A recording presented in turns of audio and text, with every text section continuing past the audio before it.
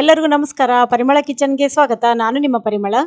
ನಾನು ಇವತ್ತು ಪರಿಮಳ ಕಿಚನ್ನಲ್ಲಿ ನಮ್ಮ ದಾವಣಗೆರೆಯ ಸ್ಪೆಷಲ್ ಬೆಣ್ಣೆ ದೋಸೆ ಚಟ್ನಿ ಪಲ್ಯ ಮಾಡುವುದು ಹೇಗೆ ಅಂತ ತೋರಿಸ್ತಾ ಇದ್ದೀನಿ. ತುಂಬ ಸುಲಭವಾದ ವಿಧಾನದಲ್ಲಿ ಮಾಡ್ಕೋಬೋದು.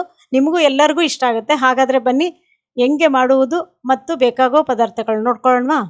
2 ಲೋಟದಷ್ಟು ನಾನು ಜಯ ಅಕ್ಕಿ ಅಂತ ಸಿಗುತ್ತೆ, ದೋಸೆ ಅಕ್ಕಿ, ಅದನ್ನು ತಗೊತಾ ಇದ್ದೀನಿ. ತುಂಬ ಚೆನ್ನಾಗಾಗುತ್ತೆ. ಈ ಅಕ್ಕಿನೇ ತಗೊಳ್ಳಿ, ಎಲ್ಲ ಕಿರಾಣಿ ಅಂಗಡಿಗಳಲ್ಲೂ ಸಿಗುತ್ತೆ. ನೋಡಿ ಈ ಥರ ಇರುತ್ತೆ. ಹತ್ತಿರದಿಂದ ತೋರಿಸ್ತಿದ್ದೀನಿ, ಜೂಮ್ ಮಾಡಿ ತೋರಿಸ್ತಾ ಇದ್ದೀನಿ. ಇದಕ್ಕೆ ಅರ್ಧ ಲೋಟದಷ್ಟು ಉದ್ದಿನಬೇಳೆ ಹಾಕ್ಕೊತಾ ಇದ್ದೀನಿ. 1 ಸ್ಪೂನಷ್ಟು ಮೆಂತೆಕಾಳು, ಹಾಗೆ 1 ಸ್ಪೂನಷ್ಟು ತೊಗರಿಬೇಳೆ, 1 ಸ್ಪೂನಷ್ಟು ಕಡಲೆಬೇಳೆ, ಇಷ್ಟು ಹಾಕ್ಕೊಂಡು ಚೆನ್ನಾಗಿ 2ರಿಂದ 3 ಸಲ ತೊಳ್ಕೊಬೇಕು. ಈ ಥರ ತೊಳ್ಕೊಳ್ಳೋದ್ರಿಂದ ಅದರಲ್ಲಿ ಹೊಟ್ಟು ಏನಾರು ಇದ್ದರೆ ಚೆನ್ನಾಗಿ ಹೋಗುತ್ತೆ. ಚೆನ್ನಾಗಿ ಮುಳುಗೋ ಥರ ನೀರು ಹಾಕ್ಕೊಂಡು ಹಿಂಗೆ ಒಂದ್ಸಲಿ ಕಲಿಸ್ಕೊಂಡು ಒಂದು 8 ಗಂಟೆ ನೆನೆಯೋಕ್ಕೆ ಬಿಟ್ಬಿಡಬೇಕು. 8 ಗಂಟೆ ಆಯಿತು ನೋಡಿ, ಚೆನ್ನಾಗಿ ನೆಂದಿದೆ. ಕಡಲೆಬೇಳೆ ಉದ್ದಿನಬೇಳೆ ಎಲ್ಲ ಚೆನ್ನಾಗಿ ನೆಂದಿದೆ. ಕಟ್ಟಾಗುತ್ತೆ, ಹಿಂಗೆ ಮಾಡಿದಾಗ ಕಟ್ಟಾಗಬೇಕು. ಈಗ ಇದನ್ನು ಸ್ವಲ್ಪ ಸ್ವಲ್ಪ ನಾನು ಮಿಕ್ಸಿಗೆ ಹಾಕ್ಕೊತೀನಿ. ಮಿಕ್ಸಿ ಜಾರಿಗೆ ಹಾಕ್ಕೊಂಡು ನುಣ್ಣಗೆ ರುಬ್ಕೋಬೇಕು. ಸ್ವಲ್ಪ ನೀರು ಹಾಕ್ಕೊತಾ ಇದ್ದೀನಿ, ಜಾಸ್ತಿ ಹಾಕ್ಕೊಳಕ್ಕೆ ಹೋಗಬೇಡಿ, ನುಣ್ಣಗಾಗೋದಿಲ್ಲ. ಸ್ವಲ್ಪ ಸ್ವಲ್ಪ ನೀರು ಹಾಕ್ಕೊಂಡು ರುಬ್ಕೋಬೇಕು. ಚೆನ್ನಾಗಿ ನುಣ್ಣಗಾಗಿದೆ. ಇದನ್ನೆಲ್ಲ ಈಗ ಒಂದು ಪಾತ್ರೆಗೆ ಹಾಕೋತಾ ಇದ್ದೀನಿ. ಹಾಗೆ ಇನ್ನೂ ಒಂದು ಸಲ ನಾನು ಮಿಕ್ಸಿ ಜಾರಿಗೆ ಹಾಕ್ಕೊತೀನಿ. 2ನೇ ಸಲಿನೂ ಹಾಕ್ಕೊಂಡಿದ್ದು ಅದನ್ನು ಪಾತ್ರೆಗೆ ಹಾಕ್ಕೊಂಡಿದ್ದೀನಿ. ಈಗ ಯಾವ ಲೋಟದಲ್ಲಿ ನಾನು ಅಕ್ಕಿ ತೊಗೊಂಡಿದ್ದೀನೋ ಅದೇ ಲೋಟದಲ್ಲಿ 2 ಲೋಟದಷ್ಟು ಮಂಡಕ್ಕಿ ಹಾಕ್ಕೊಂಡಿದ್ದೀನಿ. ನಿಮ್ಮ ಕಡೆ ಯಾವ ಮಂಡಕ್ಕಿ ಸಿಕ್ಕುತ್ತೋ ಅದನ್ನು ಹಾಕ್ಕೊಳ್ಳಿ. ನಾನಿಲ್ಲಿ ಟೊಳ್ಳು ಮಂಡಕ್ಕಿ ಹಾಕ್ಕೊಂಡಿದ್ದೀನಿ. ಅದು ಅಷ್ಟೇ ಚೆನ್ನಾಗಿ ನೀರು ಹಾಕ್ಕೊಂಡು ಈ ಥರ ನೀರೆಲ್ಲ ತೆಗೆದು ಒಂದು ಬೌಲಿಗೆ ಹಾಕ್ಕೊಂಡು ಅದನ್ನು ಮತ್ತೆ ಮಿಕ್ಸಿ ಜಾರಿಗೆ ಹಾಕ್ಕೊಂಡು ಅರ್ಧ ಲೋಟದಷ್ಟು ನೀರು ಹಾಕ್ಕೊಂಡು ನುಣ್ಣಗೆ ರುಬ್ಕೋಬೇಕು. ರುಬ್ಕೊಂಡು ಅದನ್ನು ಅದೇ ಹಿಟ್ಟಿಗೆ ಹಾಕ್ಕೊಂಡು ಚೆನ್ನಾಗಿ ಮಿಕ್ಸ್ ಮಾಡಬೇಕು. ಒಂದು ಸೌಟಿನ ಸಹಾಯದಿಂದ ಮಿಕ್ಸ್ ಮಾಡ್ಕೊಳ್ಳಿ.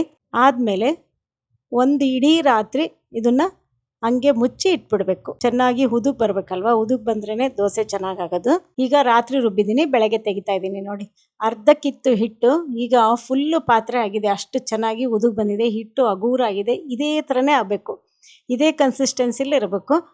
ಚೆನ್ನಾಗಿ ಕೈ ಆಡ್ಕೊಳ್ಳಿ. ಕೈ ಆಡ್ಕೊಂಡಾಗ ಸ್ವಲ್ಪ ಕೆಳಗೆ ಹೋಗುತ್ತೆ ಹಿಟ್ಟು. ಇದನ್ನು ಒಂದು ಸ್ವಲ್ಪ ನಾನು ಒಂದು ಪಾತ್ರೆಗೆ ಹಾಕ್ಕೋತಾ ಇದ್ದೀನಿ. ಹಾಕ್ಕೊಂಡು ಉಪ್ಪು ಹಾಕ್ಕೊತಾ ಇದ್ದೀನಿ. ದೋಸೆ ಹಿಟ್ಟಿಗೆ ಸೋಡಾ, ಈನೋ, ಸಕ್ಕರೆ, ಮೈದಾ ಹಿಟ್ಟು ಯಾವುದೂ ಹಾಕ್ತಾ ಇಲ್ಲ, ಹಂಗೆ ಮಾಡ್ತಾಯಿದ್ದೀನಿ. ಪಾತ್ರೆಯಲ್ಲಿ ಒಂದು ಸ್ವಲ್ಪ ನೀರಿಟ್ಟಿದ್ದೀನಿ. ಒಂದು 2 ಲೋಟದಷ್ಟು ನೀರು ಹಾಕ್ಕೊಂಡಿದ್ದೀನಿ. ಅದಕ್ಕೆ ಒಂದು 1/4 kg ಈರುಳ್ಳಿನ ಸಣ್ಣಕ್ಕೆ ಉದ್ದಕ್ಕೆ ಹೆಚ್ಚಿ ಬೇಯಿಸೋಕ್ಕೆ ಇಟ್ಟಿದ್ದೀನಿ. ಒಂದು 10 ನಿಮಿಷ ಬೇಯಬೇಕು. ಸ್ಟವ್ ಮೇಲೆ ಒಂದು ಕುಕ್ಕರ್ ಇಟ್ಟಿದ್ದೀನಿ. ಕುಕ್ಕರಿಗೆ ಅರ್ಧ ಲೀಟ್ರಷ್ಟು ನೀರು ಹಾಕ್ಕೊಂಬಿಟ್ಟು ಒಂದು ಅರ್ಧ kg ಆಲೂಗಡ್ಡೆನ ಸಿಪ್ಪೆ ತೆಗೆದು ಈ ಥರ ಹೆಚ್ಚಿಟ್ಟಿದ್ದೆ, ಅದನ್ನು ಹಾಕ್ಕೊಂಡು 3 ವಿಜಲ್ಲು ಕೂಗಿಸ್ಕೋಬೇಕು.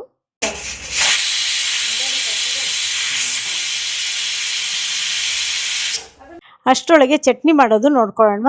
ಒಂದು ಮಿಕ್ಸಿ ಜಾರಿಗೆ 2 ಬೌಲಷ್ಟು ತೆಂಗಿನಕಾಯಿ ಹಾಕ್ಕೊತಾ ಇದ್ದೀನಿ. ಈ ಥರ ಹೆಚ್ಚಿಟ್ಕೊಂಡಿದ್ದೀನಿ ನಾನು. 5 ಹಸಿಮೆಣಸಿನ್ಕಾಯಿ ಹಾಕ್ಕೊತಾ ಇದ್ದೀನಿ. ಸ್ವಲ್ಪ ಕಟ್ ಮಾಡಿ ಹಾಕ್ಕೊಂಡಿದ್ದೀನಿ. ಹಾಗೆ 2 ಏಲಕ್ಕಿ ಹಾಕ್ಕೊಂಡಿದ್ದೀನಿ. ಒಂದು 4 ಲವಂಗ ಹಾಕ್ಕೊಂಡಿದ್ದೀನಿ. ಬೇಕಾಗುವಷ್ಟು ಉಪ್ಪು. ಇಷ್ಟೇ ನೋಡಿ ಈ ಚಟ್ನಿಗೆ ಹಾಕೋದು. ಮೊದಲಿಗೆ ನೀರು ಹಾಕ್ಕೊಳ್ದಂಗೆ ಈ ಥರ ರುಬ್ಕೋಬೇಕು. ಆಮೇಲೆ ಒಂದು 1/4 ಲೋಟದಷ್ಟು ನೀರು ಹಾಕ್ಕೊಂಡು ನುಣ್ಣಗೆ ರುಬ್ಕೋಬೇಕು. ನೋಡಿ ನುಣ್ಣಗೆ ಅಂದರೆ ತುಂಬ ನುಣ್ಣಗಲ್ಲ, ಈ ಕನ್ಸಿಸ್ಟೆನ್ಸಿಲಿ ರುಬ್ಕೊಂಡು ಒಂದು ಪಾತ್ರೆಗೆ ಹಾಕೋತಾ ಇದ್ದೀನಿ.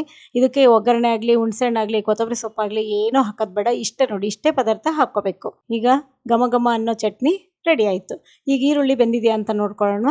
ನೋಡಿ 10 ನಿಮಿಷ ಆಯಿತು. ಇಷ್ಟೇ ಸಾಕು, ತುಂಬ ನುಣ್ಣಗೆ ಮಾಡಬಾರ್ದು.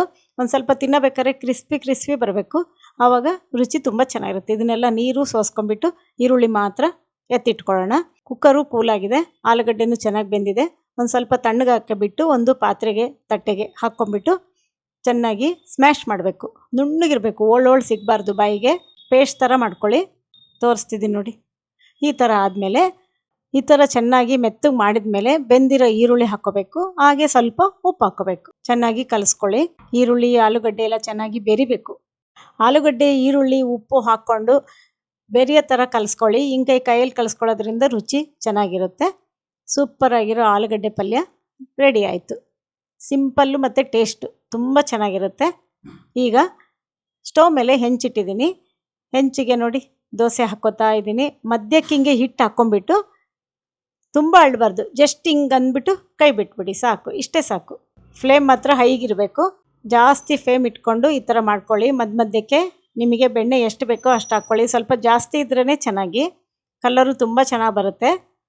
ನಾನು ಈಗಾಗಲೇ ಹೇಳಿರೋದ್ರಿಂದ ಇದಕ್ಕೆ ಸೋಡಾ, ಸಕ್ಕರೆ ಏನೂ ಹಾಕಿಲ್ಲ. ಆದರೂ ನೋಡಿ ಎಷ್ಟು ಚೆನ್ನಾಗಿ ಕಾಪರ್ ಕಲರ್ ಬಂದಿದೆ, ಗರಿ ಗರಿಯಾಗಿದೆ. ಎರಡೂ ಕಡೆ ಚೆನ್ನಾಗಿ ಬೇಯಿಸ್ಕೊಂಡು ಈಗ ತೆಕ್ಕೊತಾ ಇದ್ದೀನಿ.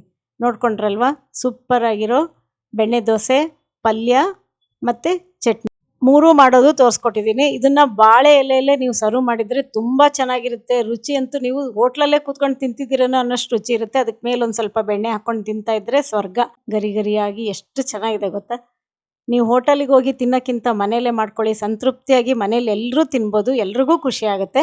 ದಾವಣಗೆರೆಯಲ್ಲಿ 30 ವರ್ಷದಿಂದನೂ ಇದ್ದೀನಿ. ತುಂಬ ಸಲ ಬೆಣ್ಣೆ ದೋಸೆ ಹೋಟ್ಲಿಗೆ ಹೋಗಿ ಎಂಜಾಯ್ ಮಾಡಿದ್ದೀವಿ. ಅದೇ ಥರ ಮಾಡೋದು ಕಲ್ತಿದ್ದೀನಿ, ಮನೆಯಲ್ಲೂ ಮಾಡಿದ್ದೀನಿ ಕೂಡ, ಮತ್ತು ಯೂಟ್ಯೂಬಲ್ಲೂ ಮಾಡಿದ್ದೀನಿ, ಈಗಲೂ ಮಾಡಿ ತೋರಿಸ್ತಾ ಇದ್ದೀನಿ. ಇದೇ ಥರ ಮಾಡ್ಕೊಳ್ಳಿ, ತುಂಬ ಚೆನ್ನಾಗಿ ಬರುತ್ತೆ, ಮನೆಯಲ್ಲೂ ಎಲ್ರಿಗೂ ಇಷ್ಟ ಆಗುತ್ತೆ.